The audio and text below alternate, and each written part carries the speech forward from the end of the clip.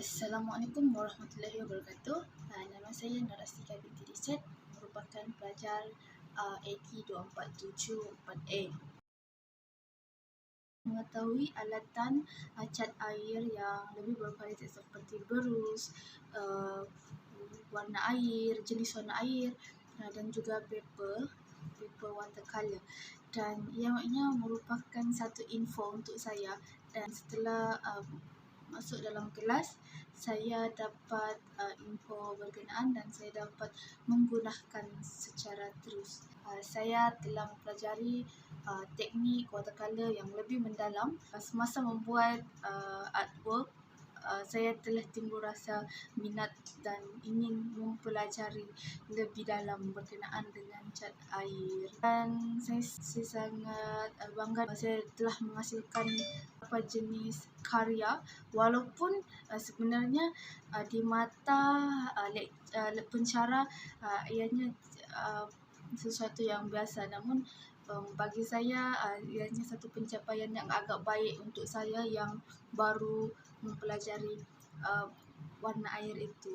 Saya sedikit tidak berpuas hatilah berkenaan dengan teknik yang telah saya pelajari, kerana saya tidak dapat melihat secara fizikal tentang teknik, dan saya tidak dapat melihat secara fizikal pencara mengajar tentang cat air itu. Secara ODL saya mengalami beberapa masalah seperti capaian internet yang tidak memuaskan, dan saya sedikit ketinggalan informasi yang telah diajar oleh Sir Farid. Namun saya telah mengambil inisiatif untuk bertanya kepada rakan-rakan yang lain. Berkenaan dengan karya terakhir saya, bagi saya ianya merupakan sesuatu yang sangat mencabar untuk diri saya, kerana ini buat pertama kalinya saya telah menghasilkan karya yang agak besar, iaitu bersaiz A2. Telah mengambil gambar semasa berada di Kelantan, dan saya telah pun menghasilkan gambar itu di dalam subjek ini, dan saya telah menghasilkan sebuah karya warna air, iaitu seorang pakcik yang tengah menggulidung, dan saya menghasilkan karya itu dalam saiz A2, dan ianya merupakan saiz yang sangat besar dan sangat mencabar, dan saya menghadapi beberapa masalah kerana terdapat beberapa kesilapan yang telah saya lakukan semasa menghasilkan karya tersebut. Namun akhirnya setelah diberikan fokus yang lebih, saya telah pun berjaya menghasilkan karya tersebut.